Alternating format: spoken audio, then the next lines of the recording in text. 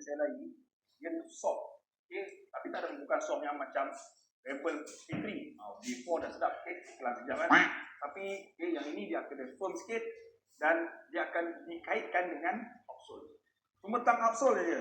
Nampak menarik, dia detail, tapi rubber tak banyak. Semuanya expose. Dia bagi expose rubberize ni, dia rubber dia dah okey.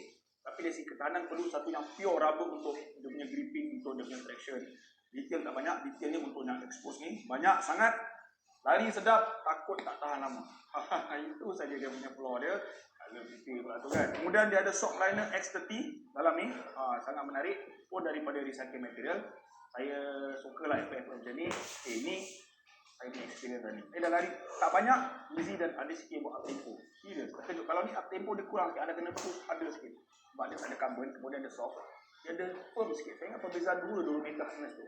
Membawa perbezaan yang ketara. Which is dia yang firm tapi dia dalam kategori soft yang sangat-sangat enjoy, sangat-sangat best untuk kasut daily trainer. Tak sangka boleh buat up tempo. Tapi kenikmatan dari tu smooth riding, smooth transition, dia cycle anda rasa cantik. Umpama dia punya forgiving dia tak ada yang melampau-lampau sangat, tetapi dia kelampauan dia umpama anda makan roti pulau bawang, tarik halia pulau, tak ada halia pun kau okey, lepak depan, pandangan angin sejuk, 3-4 degree, menghadap aku.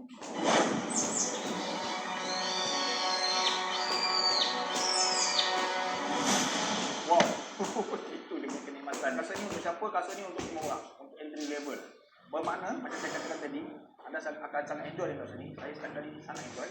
Untuk loran pun saya pakai, tetapi yang terlalu long, saya akan fikirkan dulu. Saya belum try lagi, saya belum concludekan lagi, saya belum simpulkan lagi. Tapi saya akan try, tapi at least 10 kilo macam lagi ni.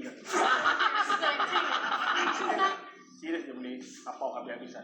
Tapi, seperti yang saya katakan awal tadi, kalau anda tak dapat nombor 12, yang ni pun tak ada masalah. Okey aja, design pun cantik, menarik. Cuma yang saya tak suka, satu saja, outsole punya durability. Ini akan menjadi question mark. Okey, at least yang ni, anda tengok rubber dia banyak juga. Yang ni, dia kurangkan banyak. Mungkin salah satu sebab dia lebih ringan tu. Tapi, kita kena try dulu lah. Sebab walaupun dia expose, tapi dia expose yang hard. Ini rubbernya hard. So, saya tak nak terus jump, tapi dia ada potensi untuk menjadi saya punya downfall lah. Overall, of course. Basic dia perlu keluar dengan tak ada banyak. Tadi pun ada tahu sangat-sangat on point.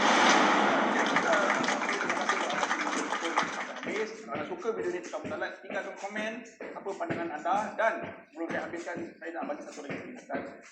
Saya takut ramai salah satu. Setiap kali saya buat review, saya tak pernah suruh anda beli pun. Saya cuma nak cerita tentang kasut dia. Saya kata beli. Ada. So jangan marah saya kalau siapa yang selalu marah kasut mahal.